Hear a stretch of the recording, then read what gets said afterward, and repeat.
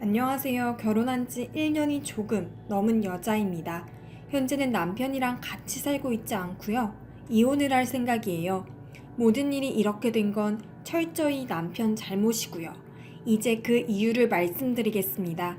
며칠 동안 분노에 차 있었지만 지금은 조금 진정을 한 상태입니다. 이제 자세하게 말씀을 드릴게요. 우선 남편은 저보다 4살 연상이에요. 제가 대학교를 졸업하고 취업을 해서 26살 때 만났죠. 당시 주변에 아는 오빠가 자기 친구를 술자리에 부른 적이 있었는데 거기서 그렇게 저희는 처음 만났어요. 처음에는 서로에게 별 관심이 없었죠. 왜냐면 저도 남자친구가 있었고 당시에는 남편도 여자친구가 있었으니까요.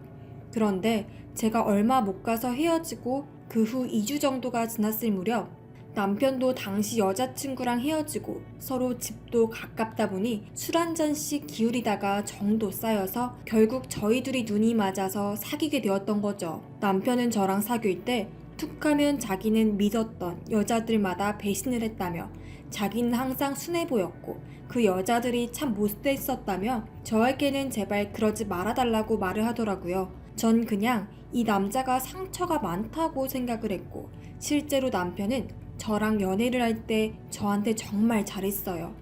본인이 아무리 피곤하더라도 항상 저를 마중왔고 중간에 제가 배가 고프다 하면 제 직장 앞까지 직접 뭘 사가지고 오기도 하면서 저의 주변 사람들까지 정말 이런 남자 없다면서 입에 침이 마르도록 당시에 제 남편을 칭찬했었죠. 저도 그런 남편의 헌신적인 모습에 당연히 좋아했고 또 사랑할 수밖에 없었고요. 그러다가 한 번 문제가 생긴 적이 있었어요. 한 번은 제가 친한 동성인 동생들이랑 술을 먹는데 남편이 연락이 와서 어디냐고 묻길래 미리 말하지 않았냐고 오늘 약속 있어서 동생들이랑 놀고 있다고 말하니까 남편이 본인도 와도 되겠느냐고 그러더라고요. 전 여자들끼리 노는데 뭐하러 오느냐며 그냥 오지 말라고 했지만 당시에 이미 1년을 좀 넘게 사귄 기간이었고 주변의 동생들도 제 남자친구를 보고 싶다고 하길래 남자친구도 그냥 자기 심심하고 여기에 끼고 싶다길래 부르게 되었죠. 남편은 평소에는 안 뿌리던 향수에다가 누가 봐도 굉장히 신경 써서 차려서 입고 왔답니다. 저는 그냥 제 주변 사람들한테 처음 보이는 거니까 나름 제 체면도 생각해서 신경 쓰고 온 줄로만 알고 기특하게만 보았죠. 그런데 술자리가 조금 길어지니까 은근한 터치를 하더라고요.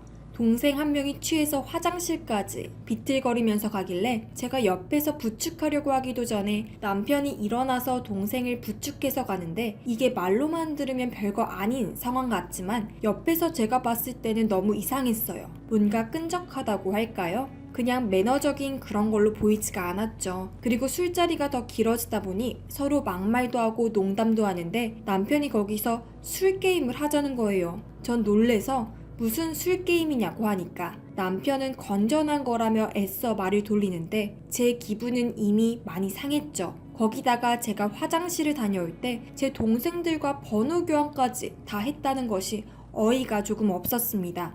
전 그날 기분이 상했고 다음날 이런 기분 상한 이유를 남편에게 말하니 남편은 저에게 제가 아끼는 동생들이라고 하니까 자기도 더 신경을 썼던 거였고 어차피 우리 둘이 진지한 사이니까 앞으로도 계속 얼굴을 마주칠 거라고 생각해서 번호를 교환한 거라고 하더라고요. 전 기분이 안 좋긴 했지만 사실 남편 말이 틀린 건 또 없기에 그냥 알았다고 하고 넘어갔어요.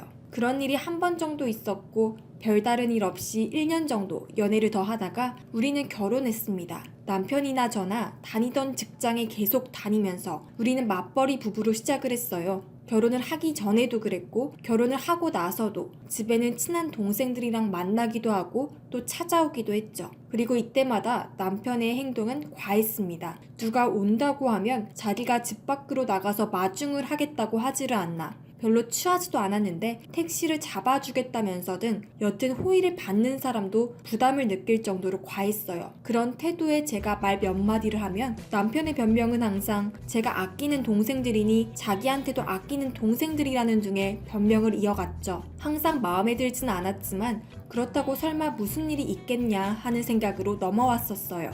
그렇게 반년이 지났을 무렵 갑자기 동생들이 저희 집에 찾아오는 발걸음도 뚝 끊기고 제 연락도 뭔가 피하는 느낌이 들더라고요. 저는 제가 무슨 잘못을 했나 생각을 해서 동생 3명 중 그나마 연락을 피하지 않았던 한 명에게 연락을 했더니 그 동생이 만나서 말을 해야겠다며 저에게 남편에게는 알리지 말고 좀 만나자고 하더라고요.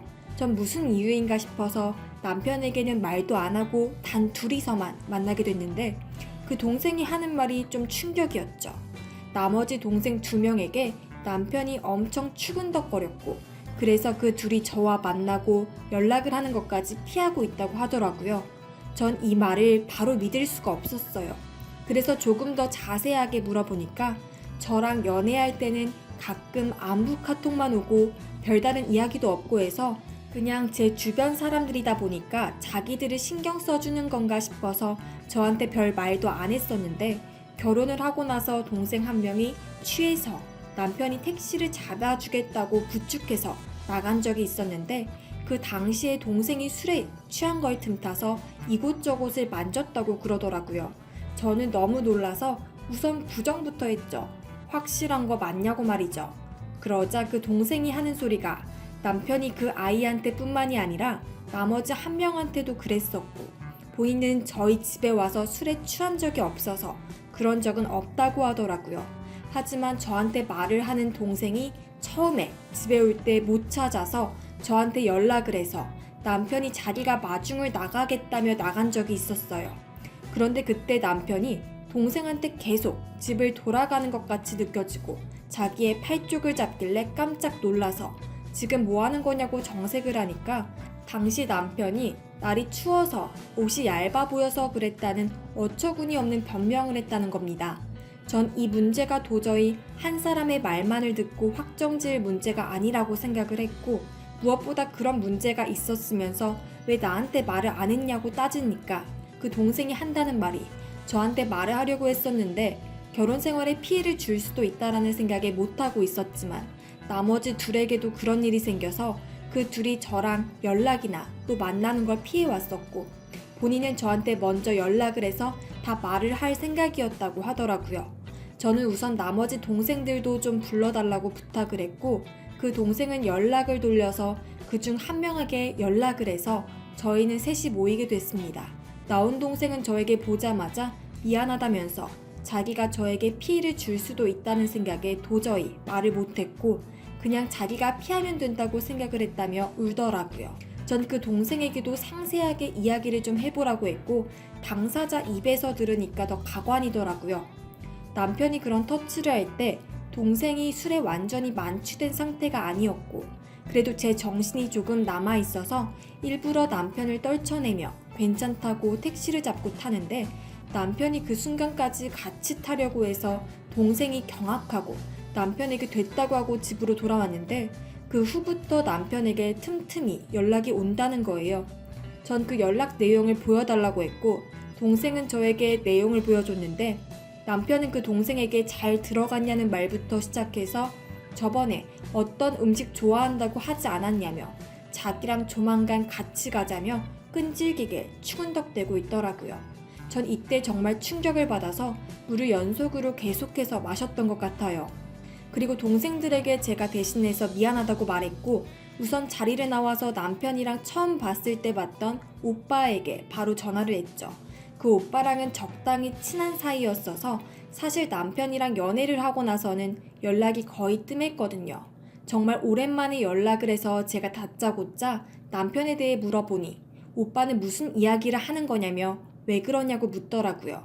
전 그래서 손이 부들부들 떨리는 채로 남편이 제 동생들에게 한 짓거리들을 모두 말했더니 그 오빠는 한숨을 쉬면서 그놈 아직도 버릇을 못 고친 거냐며 한탄해 하더라고요. 전 이게 무슨 소린가 싶어서 더 물어봤더니 남편이 원래 여자 관계가 더러웠고 무엇보다 친구 여자들도 건드린 적이 있어서 남편이랑 연락하는 동성 친구도 몇 없다고 이야기를 하더라고요. 전 그래서 당시 남편이 전 여친에게 상처를 받은 거 아니었냐고 묻자 오빠는 코웃음을 치며 저에게 그놈이 바람피다 걸려서 헤어진 거라고 이야기를 했죠.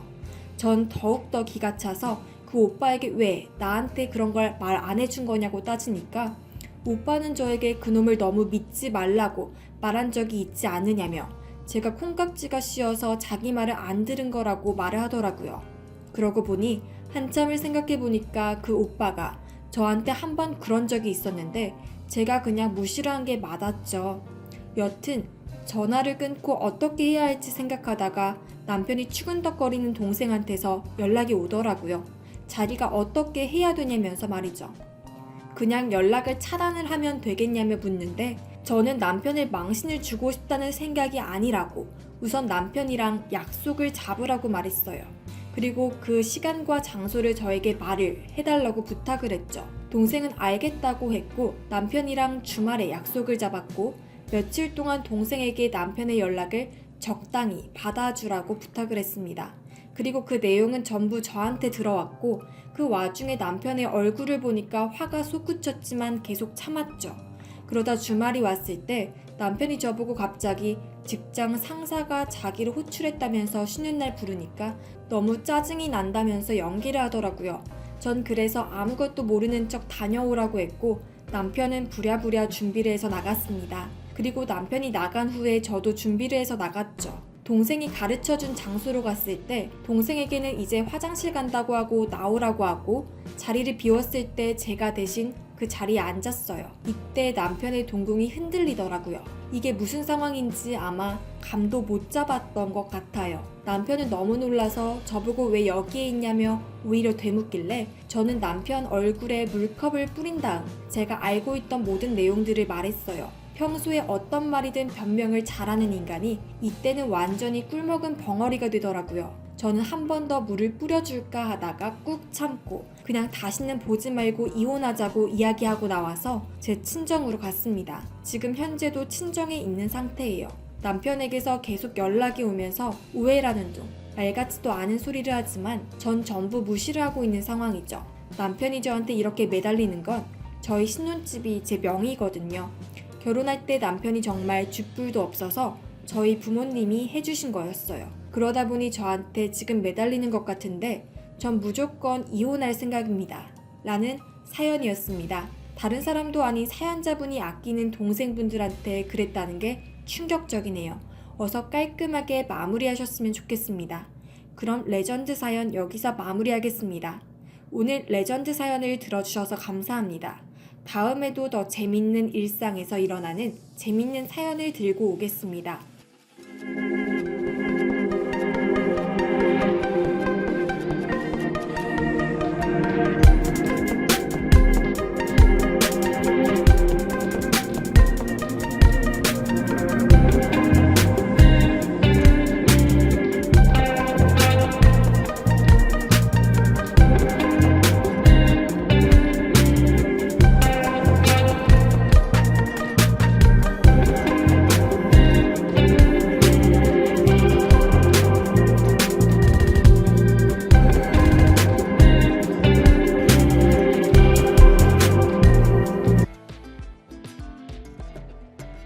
요즘은 여름이니까 슬슬 공포 이야기들이 많이들 유행을 하지 않나요? 뭐 남들은 재미삼아서 본다고 하지만 저한테는 실제로 있었던 일이라 누군가한테는 믿기지도 않을 거예요. 시작은 대학교 때부터였어요. 저와 남편은 1학년 OT 때부터 만났는데 뭐 겉보기에는 문제가 없었는데 유난히 부모님의 간섭을 많이 받고 있었어요. 소위 마마보이라고 아시죠? 네, 바로 남편의 이야기였죠. 남편은 학교 수업을 마치면 부모님이 차로 집까지 바래다주고 그랬어요. 처음에는 부모님이 정말 지극정성이구나 라고 생각했어요. 하지만 그게 아니라는 걸 알게 된 건 저와 남편이 서로 사귀게 되면서부터였죠.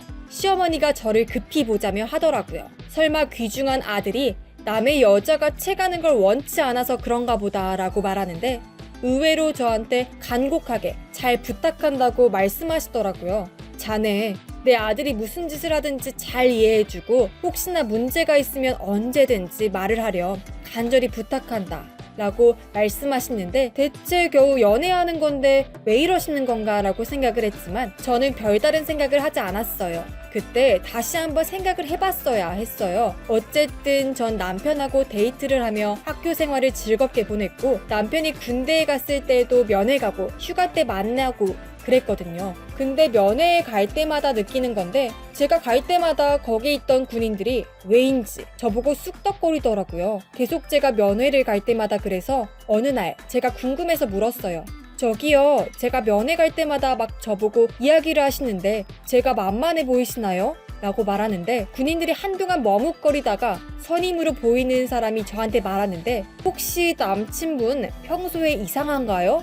대체 무슨 일인가 라고 무슨 일이 있는지 말하는데 남편이 신병으로 자대에 전입을 했을 때부터 소문이 났었다고 해요. 훈련소 때 정신 발작 같은 게 있어서 불침번들이 주시해야 하는 요주의 인물로 유명했다고 해요. 듣기로는 밤마다 갑자기 뛰어다니고 난리치고 그랬다고 하더라고요. 처음에는 그냥 제대하려고 하는 건가 했는데 무슨 정신병이 있다고 하더라고요.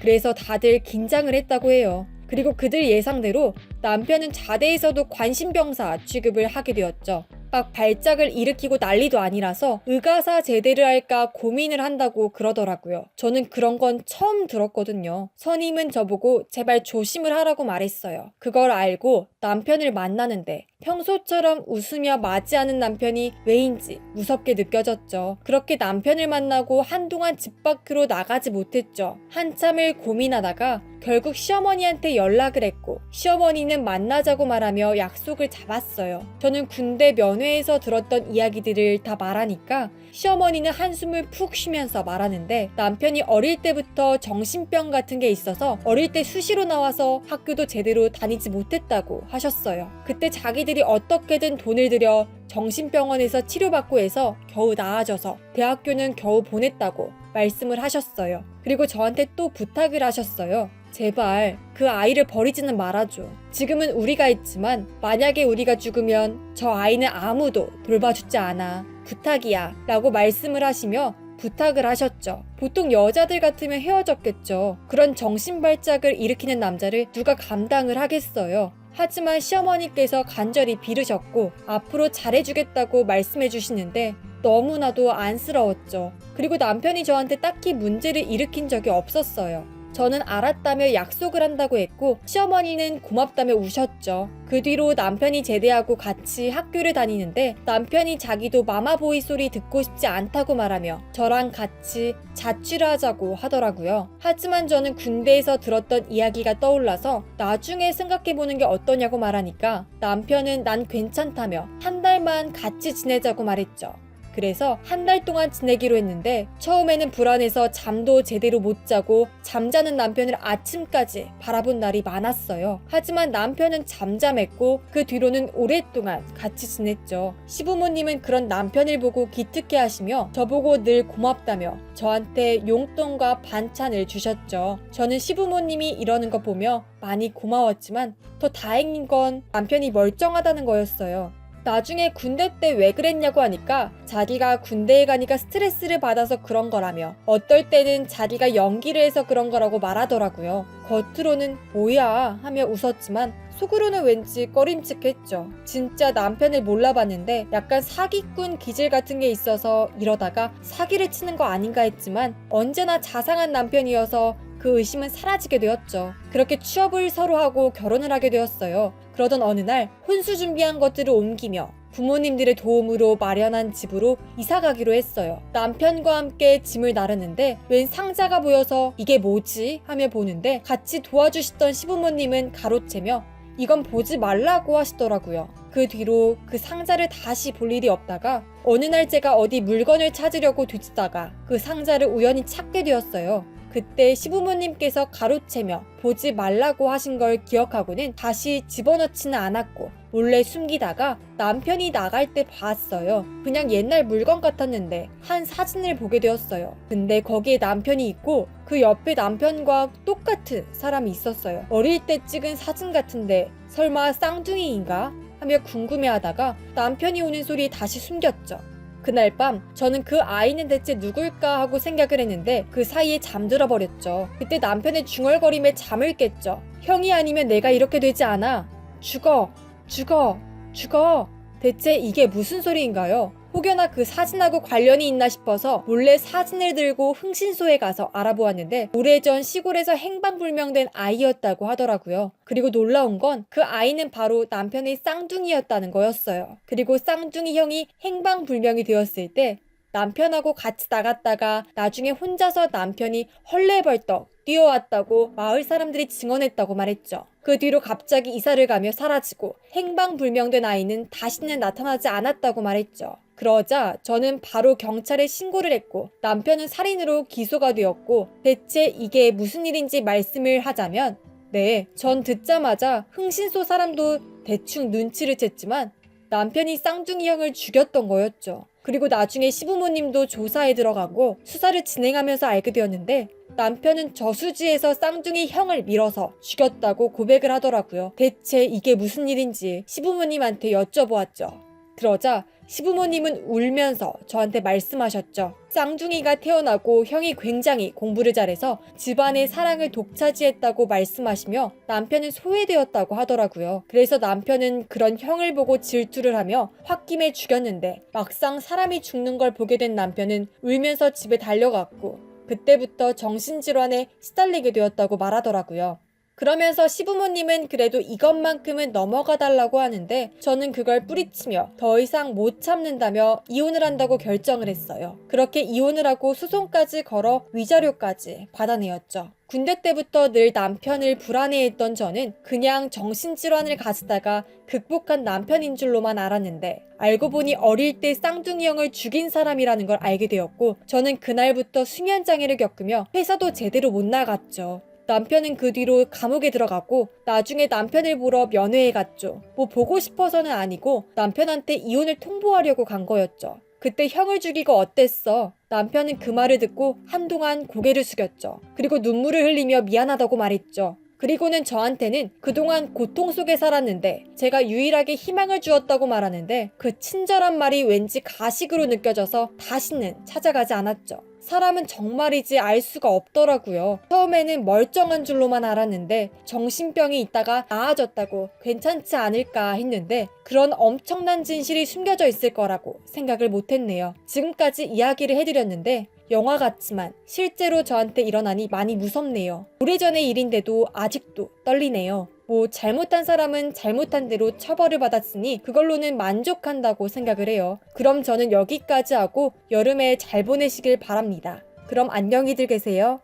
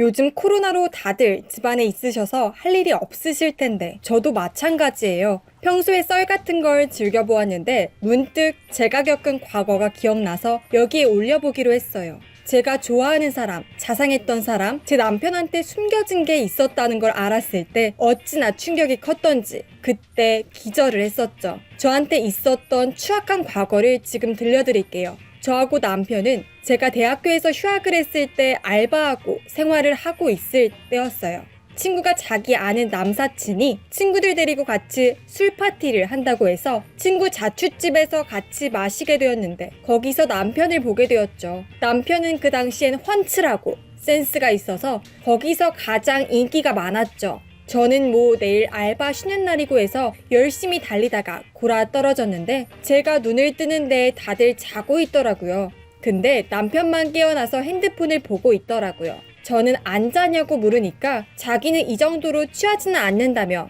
혹시 괜찮으면 밖에 나가서 산책이라도 하는 게 어떠냐고 말했죠. 친구가 사는 자취방은 허름한 산동네라서 콘크리트로 제멋대로 만든 계단이 정말이지 위험천만이었죠. 게다가 조명이 적어서 어두운 골목길들도 많았고요. 들리는 소문으로는 강간 같은 사건들이 있다고 그러더라고요. 저는 술에 취하고 그래서 많이 떨렸는데 남편은 제 어깨를 잡고는 많이 걱정을 하지 말라고 위로해 주었죠. 그때 불안을 떨쳐내려고 이런저런 이야기들을 많이 한 것 같았네요. 그렇게 한참 내려가다가 편의점이 보여서 거기서 커피를 사서 마시며 하늘을 보고 그랬거든요. 남편은 오늘은 즐거웠다며 다음에도 또 봤으면 좋겠다며 저하고 수다를 떨며 하루를 보냈죠. 그게 남편의 첫 만남이었죠. 그렇게 남편과 저는 서로 만나며 사이가 점점 가까워졌죠. 나중에는 서로 사귀게 되었고요. 남편은 고등학교를 중퇴하고 검정고시를 따서 전문대에 입학을 해서 지금은 취직을 했다고 하더라고요.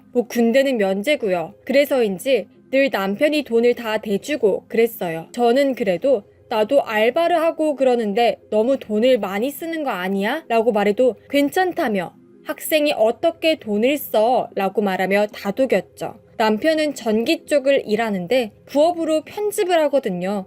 그래서 가끔 데이트하는 걸 영상으로 찍고 편집해서 인스타에 예쁘게 올리고 그랬어요. 나중에 제가 취직할 때 증명사진 포샵도 남편이 해주었고요. 그러한 남편의 모습을 보면서 저는 많이 반하고 뭐랄까 정말이지 멋지다고 할까나 그 정도로 마음에 들었죠. 정말 이 사람 덕에 인생이 잘 풀린 것 같다는 생각을 하게 되었죠. 그렇게 남편 덕을 톡톡 보고 있었던 어느 날 저와 남편은 여행을 갔는데 저는 장난으로 자기는 나랑 같이 아이를 만들면 어떻게 할 거야? 라고 말하는데 남편이 살짝 당황을 하더니 당연히 애지중지 키워야지. 우리 자식인데 어느 부모가 버리겠냐? 그건 나쁜 부모지. 라고 떨면서 이야기하는데 그때는 내가 뜬금포로 질문을 던져서 그런가 보다 라고 생각을 했죠. 남편에게 어떤 과거가 있는지 몰랐으니까요. 어찌되었든 그렇게 여행도 가며 즐겁게 데이트를 하다가 남편이 저한테 먼저 결혼을 하자고 고백을 했고 저는 원하는 꿈이 이루어졌다고 감사하다고 말했죠.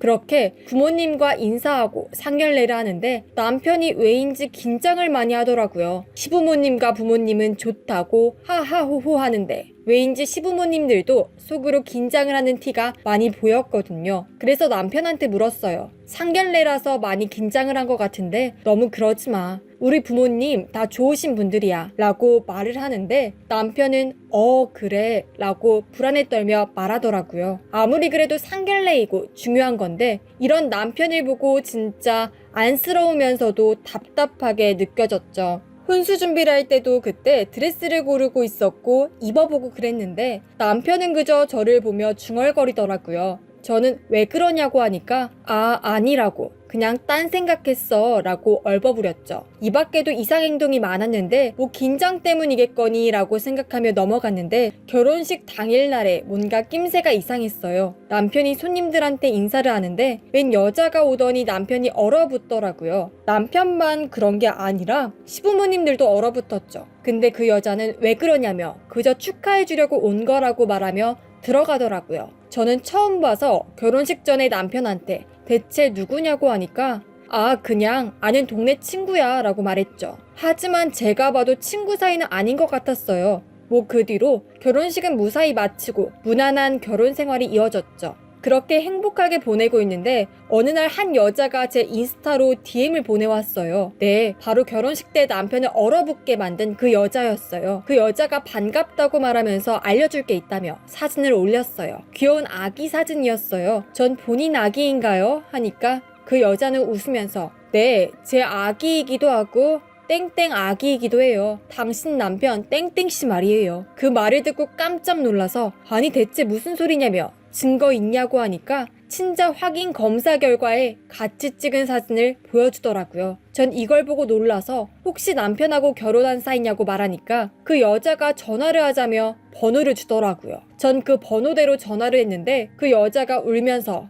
당신 그 인간이 얼마나 무서운 인간인지 모를 거야. 그 인간은 혹시 자기 과거에 대해서 이야기한 적이 있어요? 그 인간이 저와 같이 낳은 아기를 그 다음 이야기는 믿기가 힘들었어요. 그 당시 남편은 고등학교 때 그 여자와 사고를 쳐서 아이가 생겼는데 부모님들은 다 반대를 했고 이 둘은 어쩌지 하다가 결국은 낳기로 하고 살게 되었다고 해요. 하지만 생활고에 혈기왕성한 나이라서 그런지 철이 없던 남편은 결국은 그 여자가 교통사고로 한 달 동안 몸져 누워있을 때 그동안 아기 때문에 자기 인생이 꼬였다고 생각해서 아기를 굶겨서 죽였다고 해요. 처음에는 저도 믿지 않았어요. 그때 남편이 엉엉 울면서 갑자기 애가 아프다가 죽었다며 제대로 먹이지 못해서 그런 거라고 말했는데 나중에 알고 보니 의사가 하는 말이 영양실조로 죽은 거라고 말했어요. 여자는 그 진실을 알고 고소를 하려고 했지만 시부모님이 와서 거액의 돈을 주며 눈 감아주면 잘해준다고 말하며 입을 닫아달라고 했고 그 당시 가난해서 치료비도 없던 여자는 그 요구를 받아들였죠. 하지만 그 뒤로 밤마다 악몽에 시달리며 고통의 나날들을 보냈고 남편은 그 뒤로 정상적으로 살아가는 걸 보고 너무나도 화가 났다고 해요. 그리고 저를 만나 자기와는 달리 제대로 결혼을 하니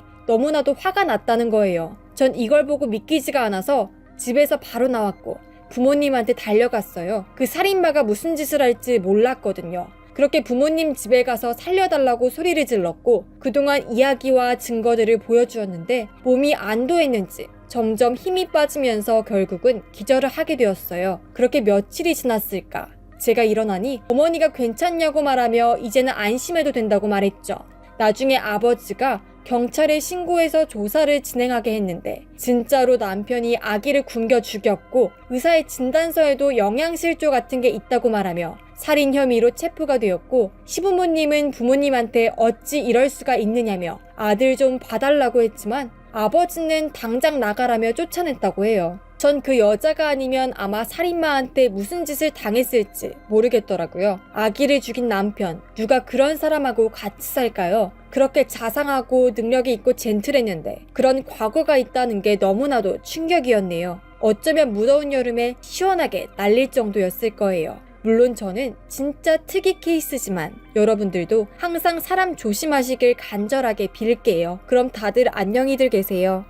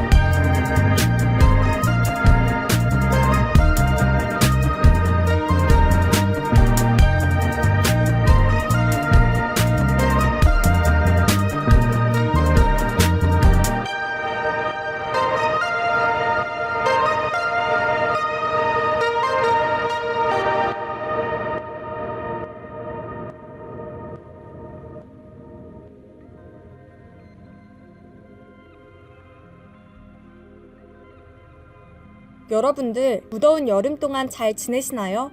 요즘은 더운데 코로나 때문에 마스크를 써야 하고 여러모로 불편한 일이 참 많네요. 요즘엔 또 코로나가 기승이라고 하니까 다들 건강들 조심히 하시고 사연 하나를 소개해드리려고 해요. 정말이지 무서운 일이었고 지금도 여름 때만 되면 그날의 공포가 기억이 날 정도였어요. 사람이 어쩌면 귀신보다도 더 무서운 것 같아요. 돈이나 그런 거에 혹하면 무슨 짓이든 못하는 게 없는 것 같다는 생각이 들었어요. 그럼 시작을 할게요. 저와 남편은 결혼해서 딸아이를 가졌는데 문제는 시댁에서는 아들을 원하셨어요. 뭐 그렇다고 다른 시댁처럼 딸을 낳았다고 막 구박하고 그러지는 않는데 은근슬쩍 저나 남편한테 아들을 낳는 게 어떻겠냐고 묻기는 했어요. 남편은 거기에 스트레스가 쌓여서 가끔 저한테 대체 당신은 가족을 위해 한 게 뭐야? 라고 말하며 싸우기도 했어요. 아니, 진짜 자식을 낳는 게 뭐가 그렇게 혼낼 만한 일인지. 아무리 시부모님이 아들을 원한다고 해도 딸한테 용돈도 주고 그러는데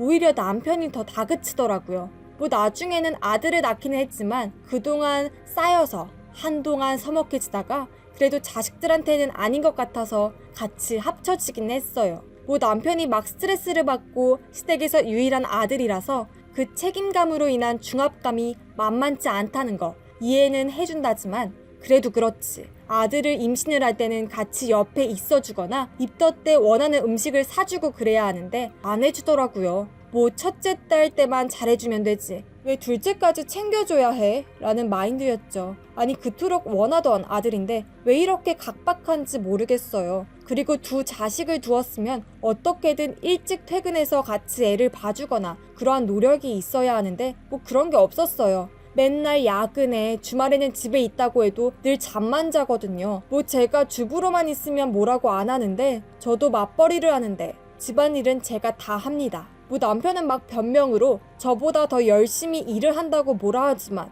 그래도 집안일은 같이 균등히 해야 하는 거 아닌가요? 안 그래도 출산을 하고 난 뒤에 몸이 예전 같지도 않고 직장에 다시 취직해서 적응하기도 힘든데 집안일까지 하니 몸이 10개라도 모자르고 애들 2명까지 커버를 하면 정말이지 죽을 맛이었죠. 뭐 근데 저한테만 그러느냐 하면 부모님은 고사하고 시부모님한테도 좀 관심이 없더라고요. 시댁에 행사가 있으면 항상 남편이 피곤하고 힘들다고 아니면 아프다고 늘 핑계를 대며 빠지고 항상 제가 두 아이를 이끌고 시댁에 내려가서 거기 친척들이 제가 이 시댁의 장녀인 줄로 착각할 정도였어요. 시부모님은 워낙 바쁜 아들한테 뭐라 하지는 않았지만 굉장히 서운해하시고 그랬어요. 아무리 그래도 한 번이라도 얼굴을 봐야 하는데 그 정도 시간이 없누.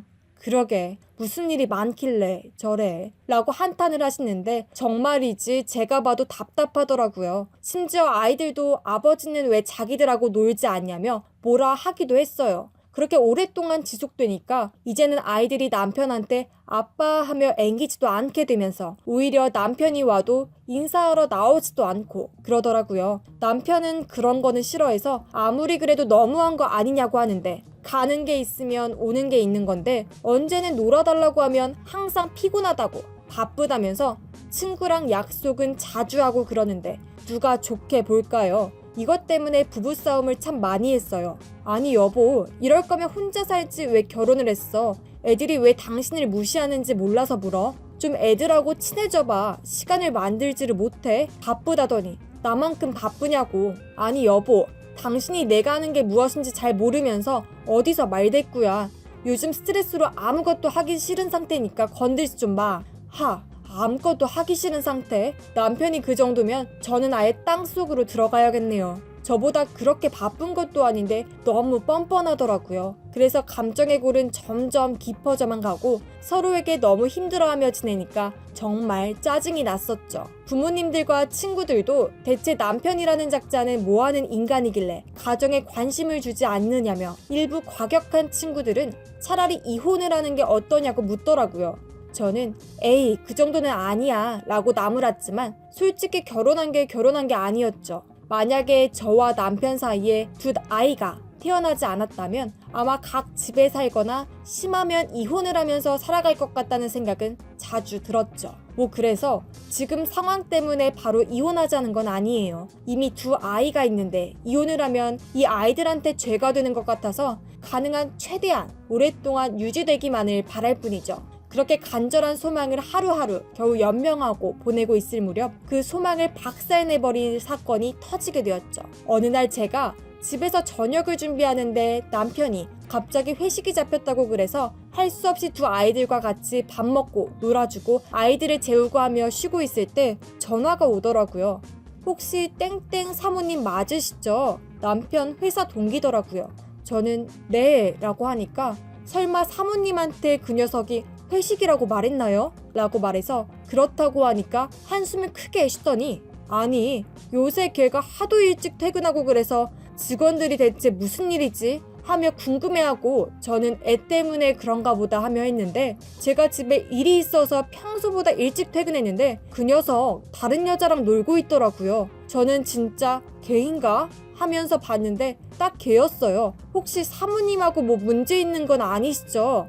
저는 그 말을 듣고 진짜냐고 거듭 물었고 사실이라고 사진 한 장을 보내는데 진짜 남편이었죠. 저는 화가 나서 남편이 올 때까지 밖에서 기다렸고 남편이 술을 취해서 들어오는데 제가 밖에 있는 걸 보고 흠칫 놀라다가 갑자기 자기 하며 달려오더라고요. 저는 남편한테 바로 싸대기를 날리고 사진을 보여주며 대체 이게 뭐냐고 하며 마구 뺨을 때리고 남편은 술 취해서 대체 무슨 짓이냐며 팔로 얼굴을 가리며 저한테 계속 맞고 있었죠. 남편이 술에서 깨어나 저한테 맞은 이유를 깨달았을 때 미안하다고 거듭 빌었지만 저는 화가 나서 두 아이를 데리고 친정으로 가버렸죠. 친정도 이 사실을 알고 있었고 한동안은 남편은 사람 취급을 안 해주었죠. 시댁에서는 저보고 고생을 한다며 미안하다고 늘 말했고요. 그렇게 각자 따로 살게 되었고 남편하고는 주말마다 아이 보러 온다고 약속을 했는데 이런저런 핑계로 안 보고 그러니까 이제는 아이들이 아빠가 원래부터 없는 게 아니냐고 말하는 걸 들으니 정말이지 서글프면서도 화가 났었죠. 그러던 어느 날 시아버지가 계단에서 넘어지시고 동시에 시어머니는 하반신 마비가 오셔서 병원에 입원을 하시게 되었습니다. 시아버지가 이제 슬슬 상속을 해야 할 것 같다며 말을 하시더라고요.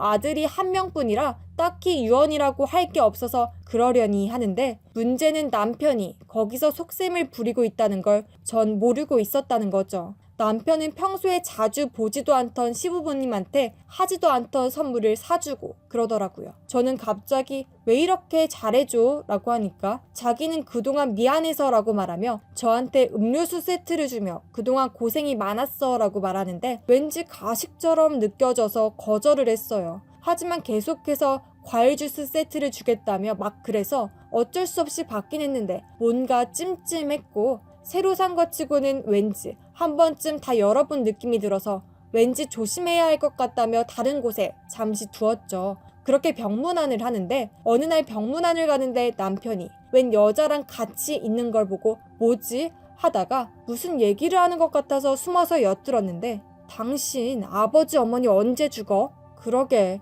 저 정도면 돌아가시는 거 일도 아닌데 요 근래 내가 주는 주스 같은 거 못 마시겠다고 하더라고.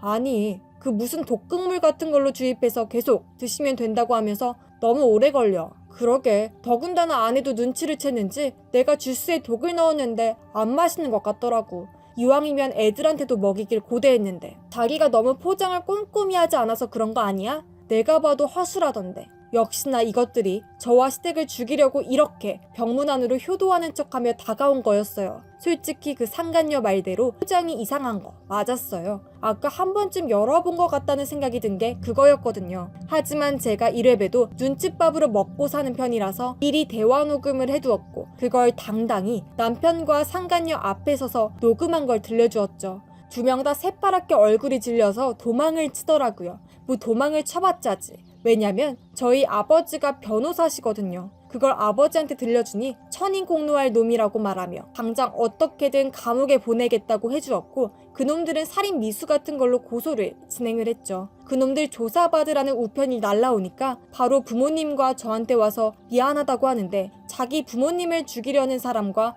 공범을 용서해줄 사람이 있을까요? 심지어 아이까지 죽이려고 했는데 그래서 저는 쓰레기를 던지며 당장 꺼지라고 했고 아버지는 골프채로 이놈을 하며 달려드는 걸 어머니는 겨우 말리셨죠. 그 둘은 형사소송은 물론 민사소송까지 다 걸리면서 피를 말리며 결국은 징역형을 10년 이상으로 받게 되었죠. 지금은 감옥에 있어요. 언제는 남편이 한 번만 용서해달라며 자식만큼은 보고 싶다고 하는데 한 번 자식을 죽이려는 사람을 두 번 다시 못 믿고 이미 아이들한테서 아버지라는 존재는 없어진 지 오래거든요. 그래서 남편이 감옥에서 보내는 편지를 받자마자 바로 버려버리고 다른 집으로 이사를 가니까 편지가 다시는 오지 않더라고요. 그러면 혹시 시부모님은 어떻게 됐냐고 하실 분들이 있을 텐데 다행히 두 분 건강히 잘 지내고 계세요.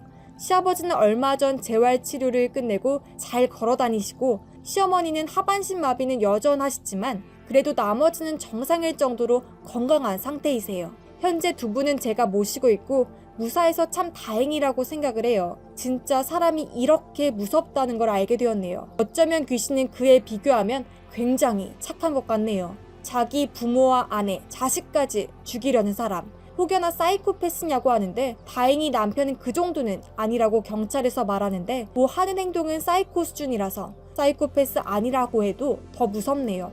전 그때 진짜 제대로 여름 공포 체험을 한 거였죠.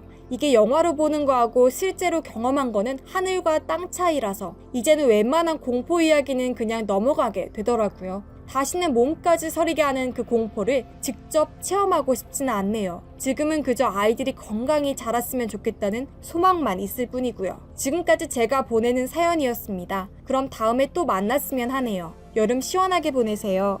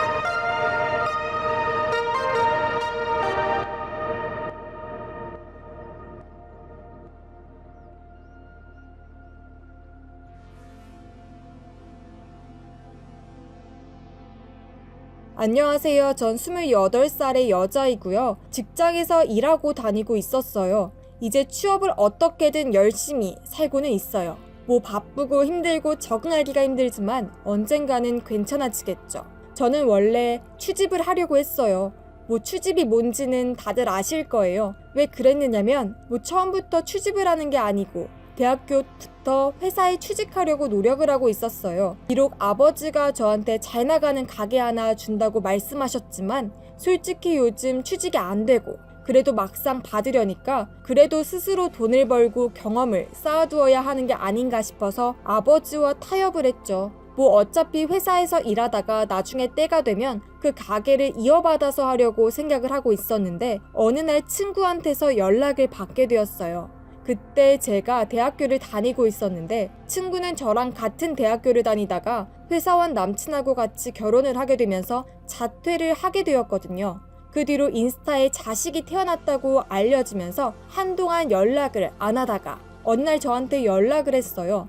얘 요즘 잘 지내? 이따가 한번 날 만날래? 라고 말하는 거였어요. 저는 반갑지만 그래도 애가 있는데 괜찮겠느냐고 말하니까 괜찮다며 얼른 나오라고 말하더라고요. 그리고 만났는데 확실히 결혼한 여사라서 그런지 옷이 아주 세련되고 좋았어요. 전 오랜만에 만난 친구와 함께 영화를 보고 카페에 가고 저녁을 같이 먹고 그랬어요. 그러다가 문득 친구가 저한테 갑자기 결혼할 생각이 없냐고 말하더라고요. 저는 무슨 말이냐고 뜬금없이 그런 말을 왜 꺼내냐고 하니까 너 요즘 취업하기 진짜 힘들잖아. 근데 내가 아는 남자가 결혼을 하고 싶다는데 나름 직장도 괜찮고 돈도 많이 벌었다고 하는데 결혼을 하고 싶다고 하는데 나는 그래서 널 추천하고 싶은데 만나볼래? 저는 반신반의를 하며 친구의 부탁을 받고 만나기로 했어요. 친구가 주선하며 자리를 만들었는데 그 남자가 직접 고급 레스토랑에 예약을 했다고 하는데 진짜 분위기가 좋았어요. 그때 거기서 남자를 만나게 되었는데 바로 남편이었죠. 남편은 저를 보고 반갑게 맞이하며 같이 식사를 하며 즐겁게 대화를 했어요. 보니까 남편은 굉장히 젠틀하고 친절했어요. 그래서 거기서 바로 반해버렸죠.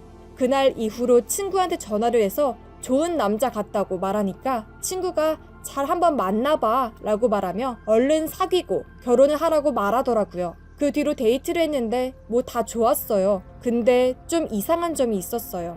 저하고 남편이 이야기를 하다가 아버지가 가게를 한다고 하니까 남편이 그 뒤부터 가게에 대한 이야기를 하더라고요. 사실 좀 이상한 게 남편이 좋은 회사를 다니고 있고 늘 고급 레스토랑에 가서 밥을 먹을 정도면 돈이 많았던 사람인데 말이죠. 그리고 친구랑 늘 만나는데 친구가 결혼을 언제 하냐고 늘 묻고 그랬죠. 부모님조차 저한테 결혼을 언제 할 거냐고 잘 묻지 않는데 친구가 자꾸 결혼을 하라고 강요하듯이 말했죠. 혹여나 친구가 뭔가를 노리고 하는 게 아닌가 하고 의심을 하기도 했지만 딱히 별다른 게 없어서 그냥 한쪽 귓등으로 흘리지만 너무 그래서 불편한 점이 많았죠.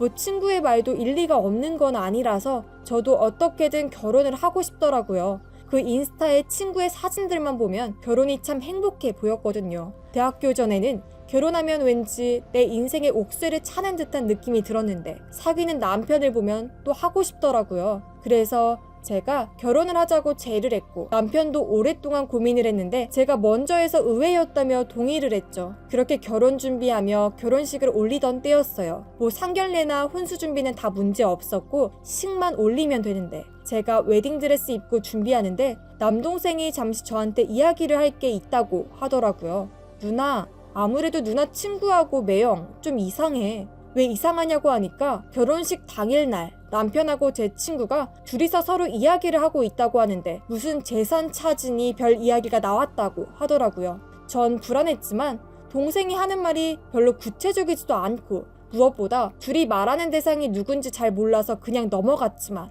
마음이 찝찝했어요. 안 그래도 남편이 요즘 아버지한테 사업이니 그런 이야기를 하며 돈 얼마 버시냐고 늘 묻고 그래서 설마 하며 의심을 했지만 사기칠 거라고는 생각을 하지 않았어요. 어쨌든 그렇게 결혼을 했고 친구는 축하한다며 저한테 선물을 보내주고 그랬어요. 그 뒤로 저희 부부는 친구랑 자주 만나고 했는데 이상한 건 남편과 아이와 같이 나오는 걸 본 적이 없었어요. 너 남편하고 애는 어디 갔어?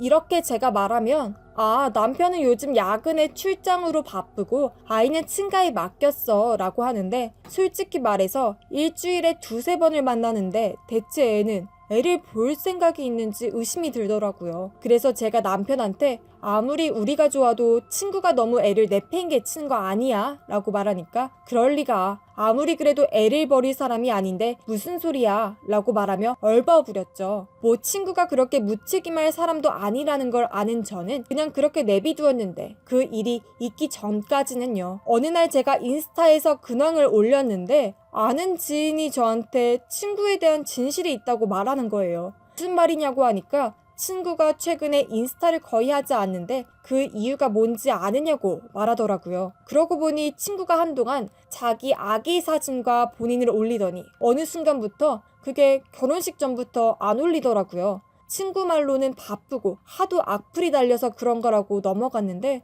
그 지인은 그게 아니라면서 증거 사진을 보여주었어요. 보니까 친구와 남편이 다정하게 하트를 그리고 있더라고요. 그럼 대체 친구 남편은 어디 갔을까요? 친구와 결혼한 남편은 제 남편과 다른 사람이던데? 라고 말하니까 지인은 친구가 사실 전 남편의 재산을 노리고 꽃뱀짓을 하며 자식을 낳았는데 그게 들통나서 결국 이혼을 했고 아이는 바로 고아원에 맡겼다고 하더라고요. 그 뒤로 여기저기 찾다가 제 아버지가 어디 잘 되는 가게를 운영한다는 걸 알고는 남편을 꼬드겨서 어떻게든 차지하려고 음모를 꾸몄다고 그러더라고요. 실제로 지인한테 보낸 친구 카톡 내용을 사진으로 올리는데 충격적이었어요. 더 놀라운 건 남편이었는데 좋은 직장에서 일한다는 사실과는 달리 사실은 그냥 보험사 직원으로 일하고 있었고 이마저도 관두고는 현재는 중고차 딜러로 일하고 있다고 말하더라고요.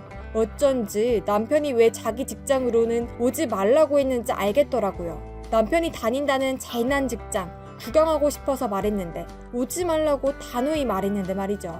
이러한 진실을 알게 되자 우선 친구와 남편을 톡으로 불러서 사진들을 다 보여주면서 대체 이게 뭐냐고 말했어요. 제가 계속 추궁을 하니까 남편이 먼저 실은 그렇게 하려고 했다고 자백을 하더라고요. 친구는 자백하는 남편한테 무슨 소리를 하냐며 그럴 목적이 없었다고 발뺌을 하더라고요. 아주 인연이 미쳤나? 그리고 자기 애를 왜 고아원에 보냈느냐고 하니까 본인이 키우기엔 경제적으로 힘들고 자기한테는 짐만 된 것 같아서 그런 거라고 피치 못할 사정이 있었다고 하는데 아무리 그래도 저게 엄마 맞나요? 이 두 년놈들 제대로 조지려고 이혼 소송은 기본이고 이걸 다른 친구들한테도 알리며 소외시키려고 하는데 또 다른 사실이 나오는 거예요. 그 네가 말하는 친구 걔 평소에 눈도 안 보이고 귀도 안 보이는 전 시어머니한테 도저히 못 먹을 음식을 주고 그걸 사진 올려서 깔깔거린 적이 있는데 나한테 그 카톡이 있을 거야. 내가 그 사진 찍어서 보내줄게. 야, 이젠 사람을 못 살게 굴기까지? 그걸 바탕으로 친구한테도 학대 관련으로 신고를 하여 친구도 곤란하게 만들었죠. 그 뒤로 이 두 놈들은 봐달라고 했지만 제가 무시를 하니까 결국은 포기하더라고요.